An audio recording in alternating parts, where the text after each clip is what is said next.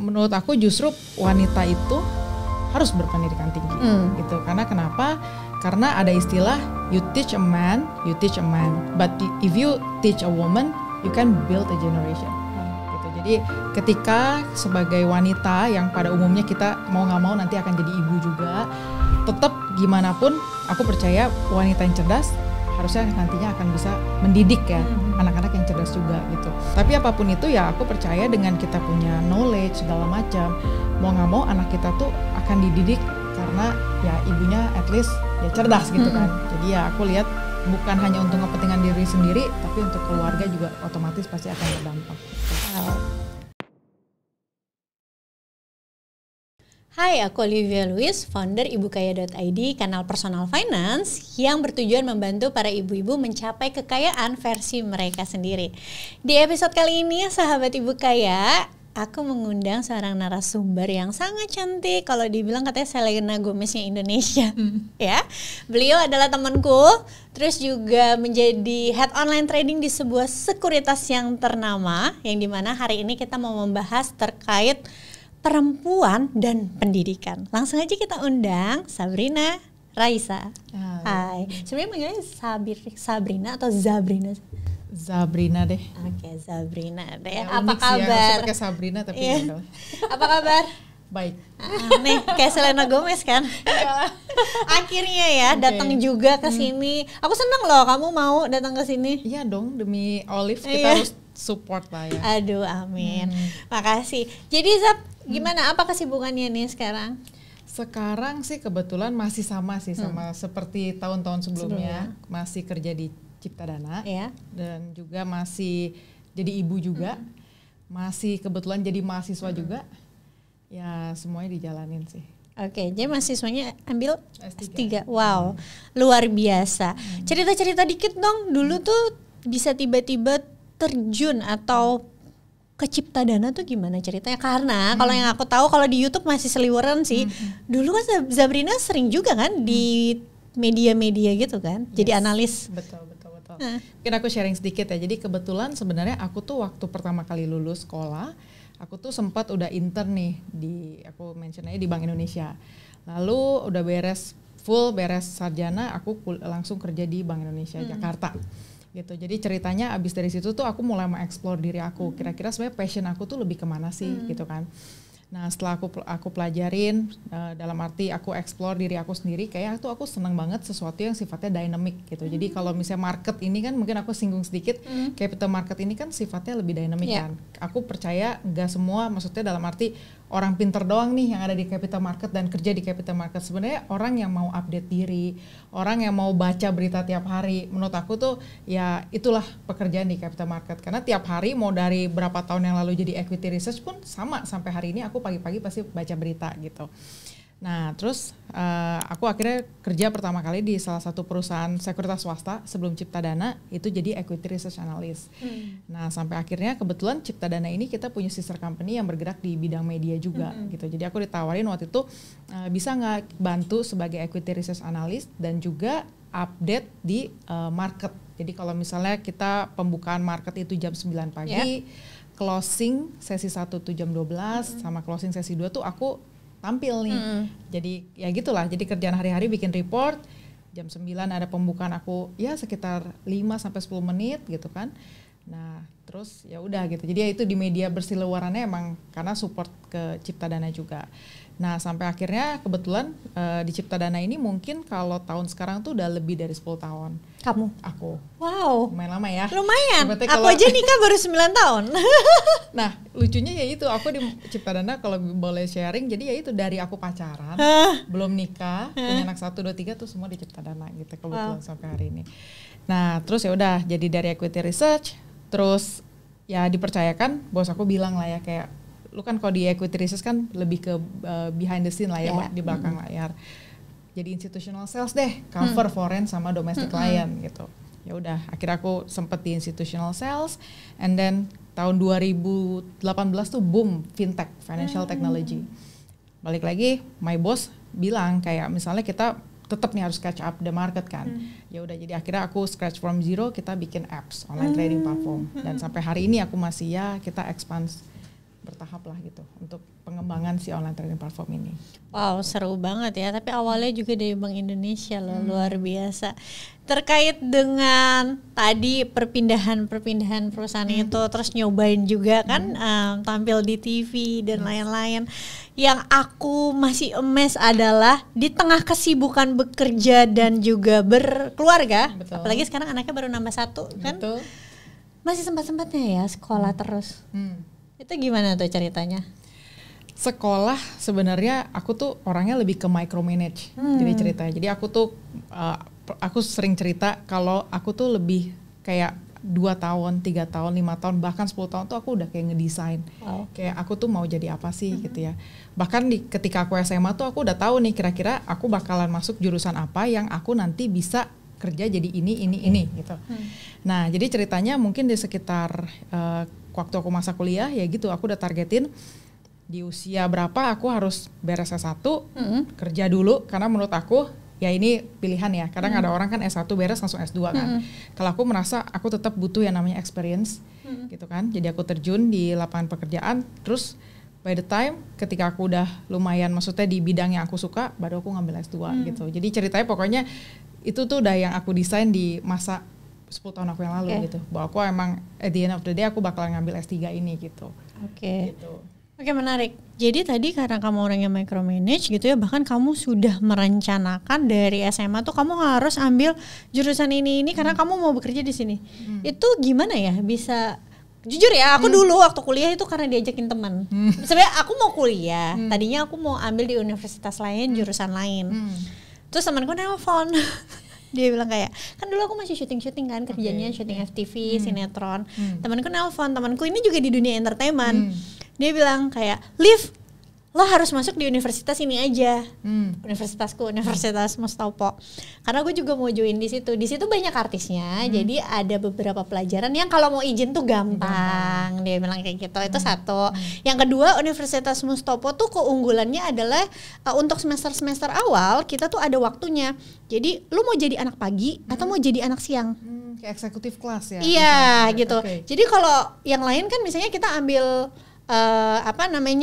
mata pelajaran ini jam berapa gitu bisa lompat-lompat. Kalau dia enggak, lo berapa semester awal tuh lo anak pagi atau anak siang. Jadi aku pilih pagi karena kalau syuting biasanya siang. Pulang kuliah langsung syuting gitu kan. Ya udah that's it, sebatas itu. Tapi itu karena diajakin teman. Iya. Jadi jurusannya juga karena diajakin teman gitu kan. Tapi ya udah sampai selesai juga. Nah, kalau kamu bisa kepikirannya tuh misalnya dulu karena ada idola apa dia caranya kayak gitu atau karena pola asuh orang tua kamu? Kayak menurut aku ya mungkin ada lah ya. Misalnya kontribusi dari orang tua tentunya ibaratnya ngarahin lah gitu, lebih ke ngarahin. Tapi aku ngerasa waktu kuliah itu aku juga sebenarnya kita masih buta lah ya dulu, kayak misalnya soal saham juga aku udah terjun di masa aku kuliah gitu. Cuman ya aku tuh orangnya memang nggak tahu ya, pengen belajar aja sih gitu, kayak pengen selalu upgrade diri. Terus aku selalu mikir balik lagi nih di masa yang kan panjang sebagai wanita itu kan otomatis nanti ketemu yang namanya jodoh lah, pasangan bla bla bla kan. Gimana caranya aku bisa memvalue diri aku sendiri, dan aku ngerasa ya jodoh itu kan cerminan diri sendiri nih.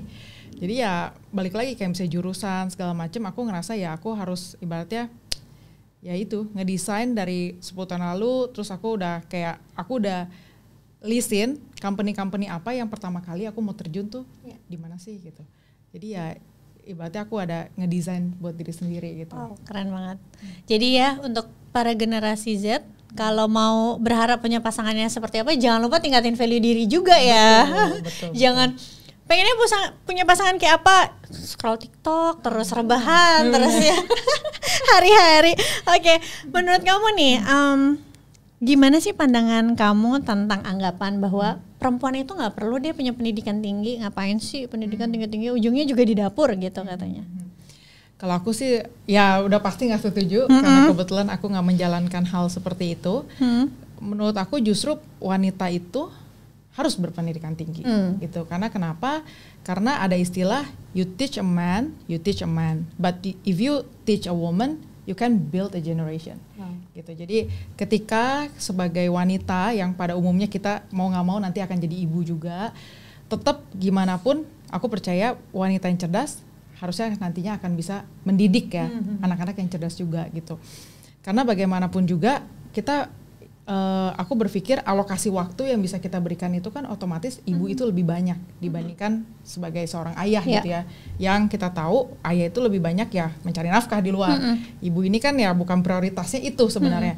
Tapi apapun itu ya aku percaya dengan kita punya knowledge segala macam, mau nggak mau anak kita tuh akan dididik karena ya ibunya at least ya cerdas gitu kan. Jadi ya aku lihat bukan hanya untuk kepentingan diri sendiri, tapi untuk keluarga juga otomatis pasti akan berdampak. Gitu. Wow, sangat insightful. Terkait dengan kan sebenarnya waktu pas S1 juga sudah bekerja, baru lanjut S2 gitu. Kebanyakan orang atau kebanyakan perempuan atau misalnya ibu-ibu gitu ya, mungkin berpikirnya adalah oh sekarang juga dengan pendidikan saya yang S1 saya misalnya sudah bisa masuk ke perusahaan impian saya, mungkin juga di di posisi yang sudah saya inginkan. Tapi kenapa Sabrina tetap mau melanjutkan S2 atau bahkan sekarang sampai mau ngejar S3, udah bahkan kan lagi ngejar S3 gitu. Memang seberapa penting sih menurut Sabrina lanjutin pendidikan sampai S3 itu mempengaruhi karir kamu ke depannya? Oke, kalau untuk mempengaruhi karir, untuk saat ini ya kebetulan karena aku masih di satu company ya. Tapi aku sejauh ini jujur aku ngerasa pasti ketika aku lulus nih S3 ini otomatis opportunity itu akan semakin besar gitu. Ya balik lagi kalau misalnya kita lihat mungkin lulusan S1 itu kan udah banyak. S2 banyak tapi nggak sebanyak S1. S3 banyak tapi lebih sedikit. Jadi kita tahu juga bahwa sekarang banyak istilah generasi Z, maksudnya banyak yang competition itu kan semakin besar kan. Ya seiring bertambahnya perkembangan teknologi, perkembangan kondisi ekonomi dan lain sebagainya, aku ngerasa nggak bisa nih aku cuman maksudnya ibaratnya dengan kondisi ya benar Olive bilang S1 gue bisa aja kerja di tempat ini gitu ya. Tapi gimana kalau misalnya kita punya value yang lebih dan lebih lagi apalagi S2 S3 ini menurut aku pasti ada added value dari diri kita sendiri gitu yang orang lain mungkin nggak punya gitu. Jadi ya aku ngerasa itu sih. Dan itu tidak gampang loh dicapainya, luar biasa. Makanya itu yang aku salut dari kamu gitu kan, karena kan pasti berbagi peran ya, terutama di kantor, terus juga sebagai istri juga, sebagai ibunya anak-anak, tapi ngejar juga impian terkait pendidikan itu gitu kan. Pernah nggak sih ada tantangan-tantangan tersendiri atau di momen-momen yang kayak kamu tuh sempet kayak hampir kayak aduh kayaknya udah deh nggak usah dilanjutin lagi, nyerah aja? Pasti ada, aku jujur pasti ada.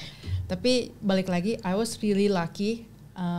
My parents-in-law, and then my husband gave me this opportunity. Karena balik lagi waktu aku mau ngambil S2 pun sebenarnya fully support dari suami aku gitu. Karena balik lagi walaupun aku ibaratnya seambisius apapun gitu lah ya, tetap kan aku harus tetap disupport juga kan. Aku harus tahu sadar diri peran aku nih bukan harusnya kayak gini gitu kan. Tapi ya ketika aku S2 mungkin kalau aku sharing sedikit itu tuh H-2 aku ngelahirin anak aku yang kedua. Jadi benar-benar aku sidang akhir itu 2 hari setelahnya itu tuh aku lahiran gitu.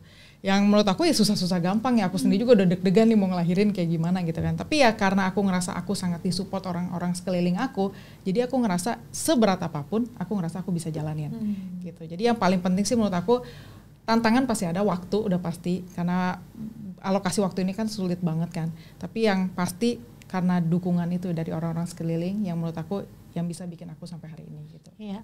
Dan bentuk dari dukungan dari pasangan itu sebenarnya privilege juga nggak sih buat kita para wanita, ya kan? Benar. Karena di luar sana tuh banyak perempuan-perempuan yang ketika mereka berkeluarga belum tentu bisa dapat dukungan itu dari pasangannya. Padahal mungkin di dalam dirinya itu masih punya banyak mimpi yang pengen dikejar. Betul. Gitu kan? Oke. Nah, kalau terkait dengan menginspirasi anak-anak nih ya. Sabrina tuh ada cara tersendiri nggak sih? Kan Sabrina tuh pendidikannya sangat tinggi gitu ya. Ada nggak sih harapan atau pengen juga nih anak-anak tuh bisa menjadikan mamahnya tuh contoh supaya mereka juga sama nanti pendidikannya bisa setinggi itu, atau enggak lah dibebasin aja nanti anak-anak mau gimana, even mereka misalnya mau kuliah sampai S1 doang juga ya nggak apa-apa juga gitu. Ya kita sebenarnya pengennya sih berikan yang terbaik gitu kan, harapannya yang terbaik. Tapi apapun itu yang aku ngomong sekarang belum tentu nih kejadian di masing-masing anak aku ya, apalagi setiap anak aja karakternya beda, Yes. udah pasti kan. Ya Olive juga pasti ngerasain. Nah tapi apapun itu ya, kalau harapan sih ya aku berharap ya dia setidaknya mungkin nggak ngikutin aku, mungkin ngikutin dedinya gitu kan.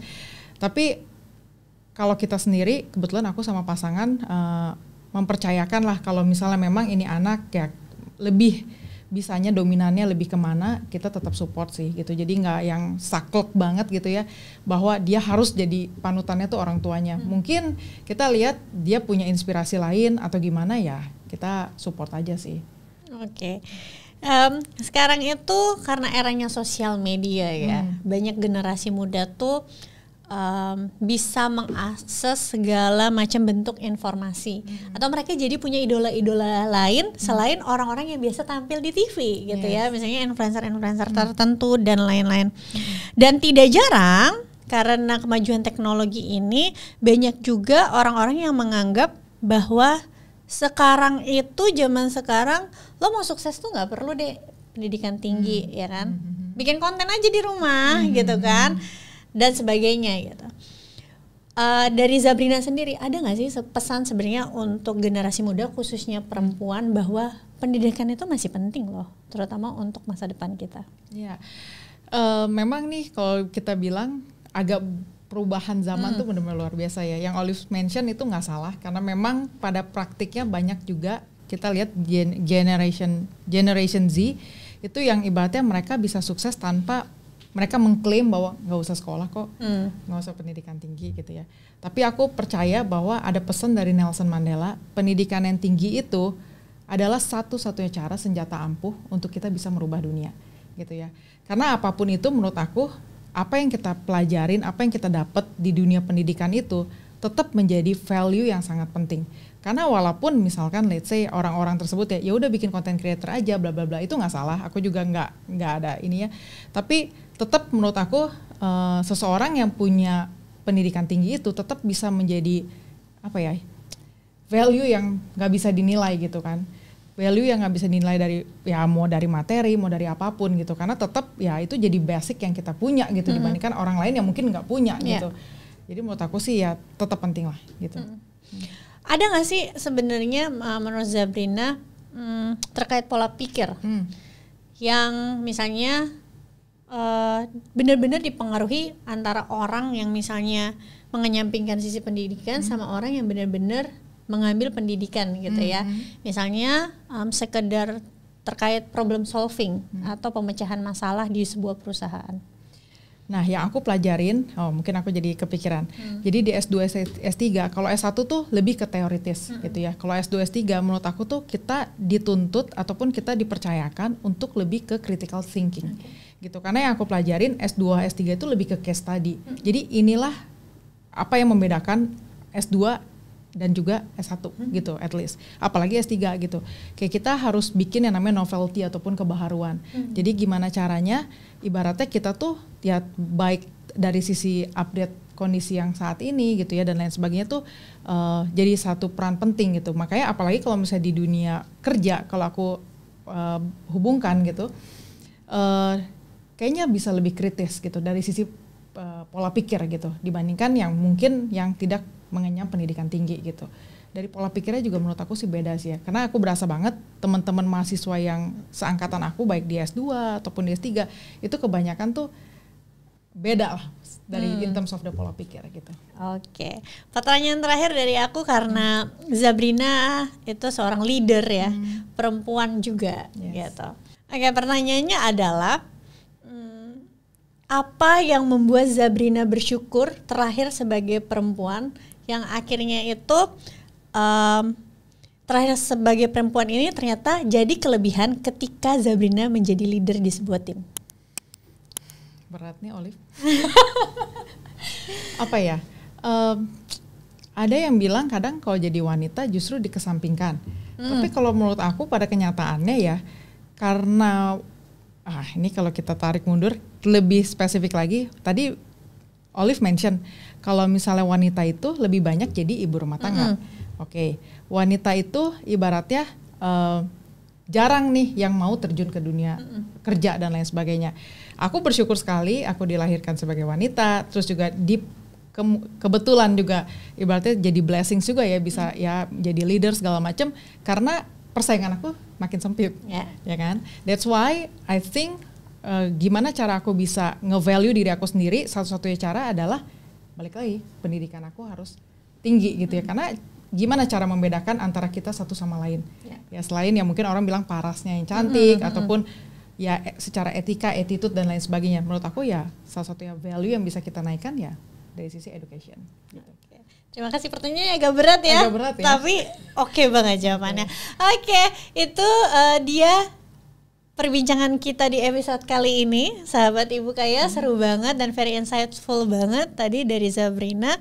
Kita ketemu lagi di episode berikutnya, tapi aku mau ngingetin untuk sahabat Ibu Kaya, jangan lupa follow Instagram ibukaya.id supaya bisa dapat tips-tips terkait perencanaan keuangan lainnya. Aku Olivia Louis, pamit undur diri, bye!